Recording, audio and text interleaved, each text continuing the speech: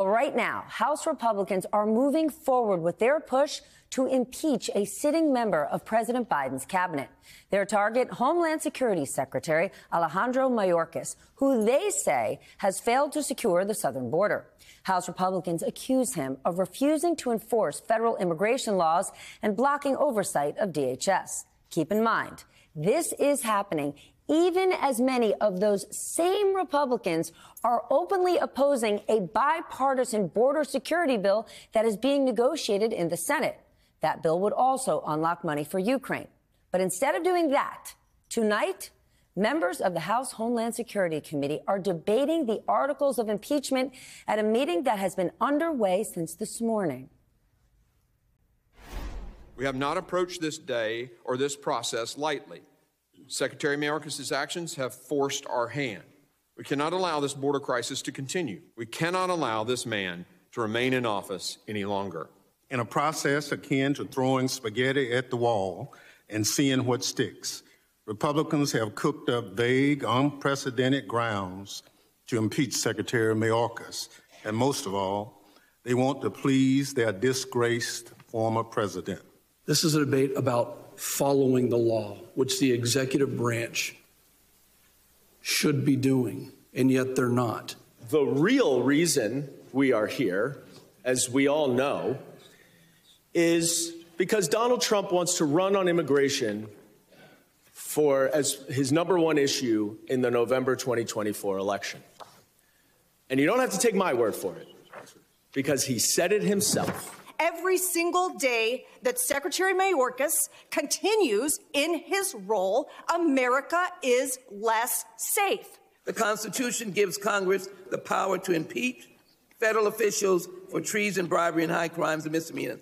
That is a high bar, and we do not have that. The panel will vote before sending the matter to the full House. Mayorkas responded in a letter to the committee's chairperson saying this: "Your false accusations do not rattle me." You just heard Democrats on the committee accusing Trump of pushing this impeachment. They also accuse him of being behind the effort to kill the border bill. And this weekend, Trump basically admitted it. Please blame it on me, please, because they were getting ready to pass a very bad bill. And I'll tell you what, a bad bill is, I'd rather have no bill than a bad bill. President Biden has said he will shut down the border if Congress sends him a bill. Shut it down. Exactly what Republicans have been asking for, have been demanding, and they're just ignoring him. This morning, again, he insisted that he is willing to act as soon as he has something to sign. That's not all I can do. Just give me the power. I've asked for the very day I got in office. Give me the border patrol. Give me the people. Give me the people, the judges. Give me the people who can stop this and make it work right. With that, let's get smarter with help of our lead-off panel tonight. Susan Glasser is here, staff writer for The New Yorker. Victoria DeFrancesco Soto, the dean of the Clinton School of Public Service at the University of Arkansas. And MSNBC senior political analyst Matthew Dowd. He is also a former George W. Bush strategist and founder of Country Over Party. Mr. Dowd, I turn to you first. The full House could actually vote on Secretary Mayorkas' impeachment next week. This would be the first impeachment of a cabinet secretary in almost 150 years. Have you seen any evidence presented of any high crimes or misdemeanors? Like, is this thing actually going to happen? Well, there doesn't need to be evidence for the Republicans to do things, as we've discovered over the last 7 or 8 years. They do it without evidence. They make statements without evidence or data or facts. So can it happen? Yeah. Will there be enough Republicans, meaning will there be 3 Republicans who decide this is a fool's errand that we're doing here? It sets a horrible precedent, and there's really no evidence. I don't actually know if there's 3 Republicans who will go against their leadership and say this is ridiculous, we won't do it. But will they go ahead without evidence, facts, or anything else credible that could be charged against them? Yeah, they absolutely will, because they've demonstrated in the past.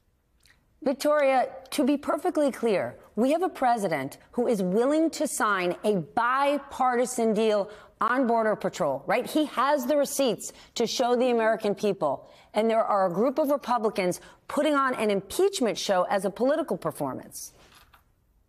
It's a rallying point, right? And here, Secretary Mayorkas is that rallying point in terms of highlighting the failures of the U.S.-Mexico border. But Stephanie, these failures were not created overnight. They weren't created in the last 3 years. They were created over 20 years. So we have seen attempts at these bipartisan bills in 2006, 2007, 2013, just to name a few, and we can't get anything through. So this latest installment, I wish I could tell you I was surprised, but I'm not. But given what Donald Trump has been doing lately in terms of leveraging the immigration debate, you really see that there is no way whatsoever that this bipartisan immigration bill is going to see the light of day. But what about what voters want, especially those who live in border states? Susan, House Republicans have been targeting Mayorkas since day one, but he has been asking for resources since day one. And now the Senate is actually close to giving him those resources, and they want to kill the bill, some members of the House. Can you make sense of this for us? Well, take the most toxic issue in American politics over the last decade, as Victoria pointed out, and then add in an election year, add in Donald Trump, and the explanation, unfortunately, Steph, is right there in front of us. Not only are the prospects, extremely, vanishingly remote for any bipartisan action on immigration in an election year, but I think this impeachment, it's important to take a breath and recognize that the reason this is happening for the first time since 1876, the attempted impeachment of a cabinet member, it's really for something that the founders debated and decided not to include in the Constitution, which is essentially a policy fight, which is essentially a vote of no confidence on a member of the president's cabinet. This is, in effect, using the kind of capital punishment in the Constitution, impeachment, for a political and policy disagreement between two branches of government. And that's the reason why we haven't seen other Congresses attempt something like this. It's a political stunt that changes the very meaning of impeachment.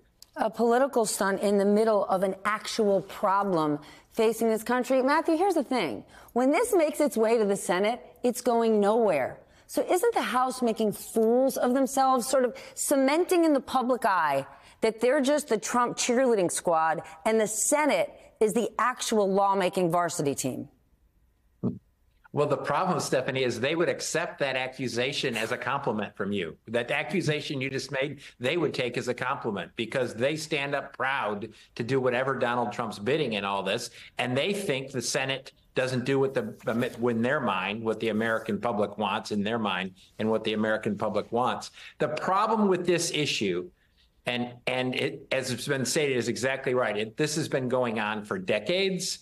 The problem with this issue is you cannot have and I live here in Texas, at this point in time, you cannot have a rational conversation about this without emotional elements that enter into this. And I would say, for all the things that we've talked about, that the Biden administration wants it and they want to get done and they want more resources, I think they have been on their back foot on this issue for too long. They have not used it in a way that's proactive. They basically are sort of walk in saying, I'm sorry, we'll try to do something, and then give a series of 10 points of what to argue with. When people are emotionally responding to this, they see the pictures, they see what's going on the Rio Grande, they see people coming across the border, they see all of this. And what they don't hear from, I think, up until now, which I think the President Biden is doing, they don't hear a real forceful, emotional response to an issue that they watch covered on the news every single day. But do you think, Matthew, while it is late and we hadn't heard from the president on this for the last couple of years, do you think he's addressing it in the smartest, best way at this point? Because how can they really say he's doing nothing today? I actually think that if the President Biden continues to do what he's done in the last 48 or 72 hours, it's the right thing, but it's also the smart thing politically. I actually think the avenue for Joe Biden to get reelected is very much akin to 1948 Harry Truman, who was doing poorly in the polls, who had high inflation going into it. And he basically ran against Congress as a do-nothing Congress. And that's what I think Joe Biden has started to do, and he needs to continue over the next 10 months to do. Susan, Republicans keep saying Biden doesn't need Congress. He can stop what's happening at the border all by himself. Can you fact check that for us? Because we here all know that's not true. Well, I mean, look at what Donald Trump's record was on this. He wanted Congress to pass all sorts of legislation when it came to immigration. Many of his proposals were so extreme that his own officials in the Department of Homeland Security thought they were illegal at times, the kinds of things that Donald Trump wanted to do at the border. And so, you know, again, this is in part the public theater of who's going to get the blame here. First of all, I think it's very notable. We haven't even seen the text of this bill that has been negotiated for weeks and weeks and weeks in the Senate by a key Democrat and a key Republican. And that, I think, is very interesting. So we're having a whole full-blown political tizzy over a bill that no one of us has seen in a deal that has not yet been reached. So that's important to note for people. So no, I can't dissect and analyze a bill that hasn't been reached in a deal that hasn't been concluded. But more importantly, there's the real point that it's almost inconceivable that President Biden or any other Democratic president would agree to the contours of what's being discussed without any further provision to allow, let's say, amnesty for people who are already here, or provisions for the dreamers that have never been set into permanent law, things like that. Those are normally the kinds of things that Democrats insist upon in any kind of immigration negotiation. In this immigration negotiation, it seems to have been largely on Republicans' terms, and yet it's Republicans who are now the ones saying, oh, well, never mind about that. So, you know, it's a political act that we're seeing here, Steph, I think, primarily.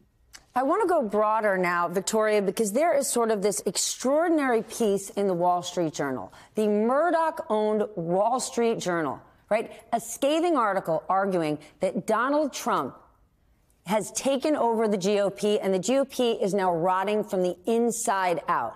He represents no traditional conservatives. So the question is, none of this Donald Trump transformation and takeover of the Republican Party happened overnight. It has been the slowest moving transformation with basically no roadblocks. Why is that?